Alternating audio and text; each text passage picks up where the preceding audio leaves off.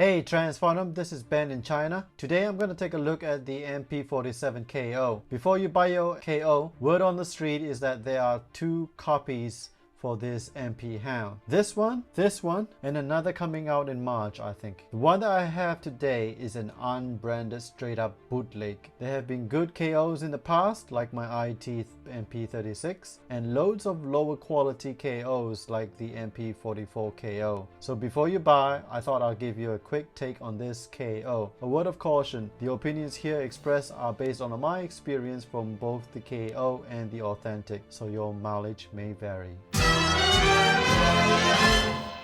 Throughout my video, the KO will be on the left and the authentic will be on the right. With a quick glance, the KO box appears to be almost the same as the authentic box. Even the classic white lighting in the background is visible on the KO. Without the two boxes side by side, it's really difficult to distinguish what you have in hand is authentic or not. There is one noticeable difference that I'll point out later. With these two boxes side by side, you can see a slight difference in the Transformers logo on the top left and a lower quality scan image of MP Hound, and the finishing of the boxes are different. The KO box has a more matte finish and the rivets are less pronounced compared with the shinier finish on the authentic box and the rivets being more pronounced. From the side, nothing too different except for the lower quality image of Hound in the alt mode and the bot mode. From the top, the words "more than meets the eye" on the authentic is harder to read compared to the KO. And from the bottom, the Japanese words here appears to be a scan image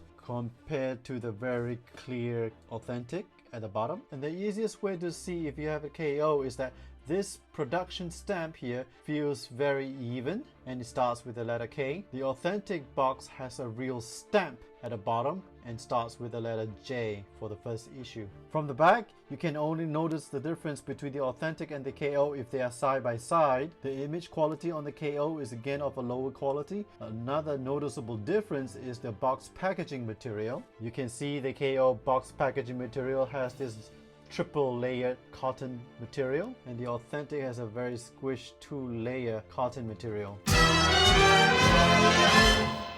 Out of the packaging, there are no real glaring difference between the KO and the authentic until you put them side by side and use your eagle eyes to spot the difference. The paint finishing looks about the same until you feel the difference. It feels a lot more smoother on the authentic. The Autobot tempo and the shade of green is darker on the KO. The color of the tint and the shading of the tint on the KO windscreen is darker compared to the authentic. Another difference will be the tolerances in the moving parts of my copy. The side mirror moves around but holds its place when you don't flick it. The wheels wobble a bit and the car doesn't sit so flush on a flat surface. The side mirrors on the authentic stays put, the wheels don't wobble too much, and the car sits flush on a flat surface. The indicator lights on the KO is more recessed compared to the authentic, and the orange indicator on the KO is darker compared to the authentic. Finally, the pegs for the spare wheel on the KO is molded differently than the authentic, so the KO wheel sits very nicely and snugly,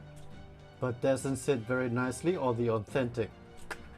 The authentic wheel will not fit on the KO. So for the accessories, you can see the difference between the KO and the authentic. The authentic is sculpted with more details and painted a little better. The hologram effects, you can see that this is a clear, darker turquoise tint, and this has a frosted look on the authentic. The holographic driver is also very different. The KO, it looks a little messy in the middle, while the authentic has a very nice, clean finish. And finally, the canopy, the tint on the windows is a little darker, and so is the shade of the canopy. So apart from these and mostly minor differences, there's not a huge disparity between the KO and the authentic Hound.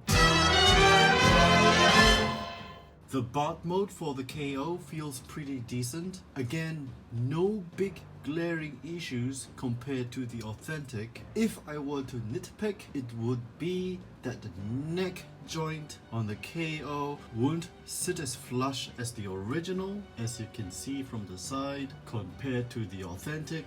The missile stabilizer here is pretty hard to take out with your own hands compared to the authentic. Let's use a plastic spludger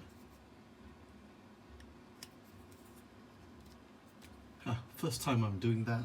The hood won't sit as flush, and sometimes it will pop out again when I'm playing with the toy, unlike the authentic that will stay put all the time. And the paint apps on the KO may not be as consistent as the authentic. For example, this paint application here on the hip area compared to the nice authentic, and also the hinge joint on the KO here is really hard to maneuver, and so it causes the foot over here to have a little bit of a gap on the KO. Not so much on the authentic, feels pretty good. As you can see, the panels here sits pretty flush for the authentic. But again, these are super fussy nitpicks.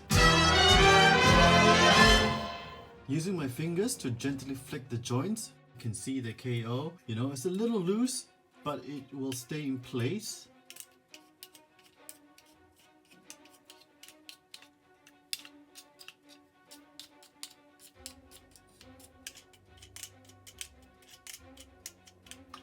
For the authentic, it's a little better.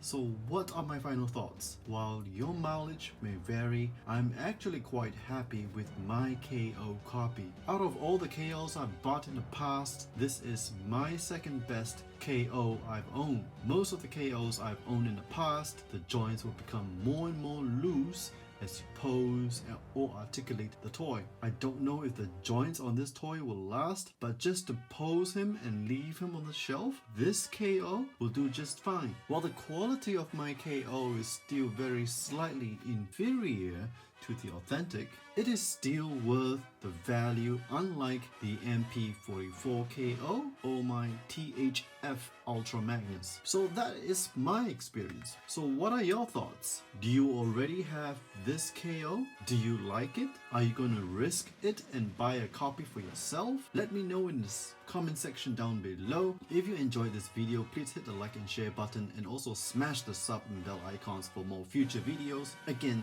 this is Ben in China signing off, and I'll see you on the flip side.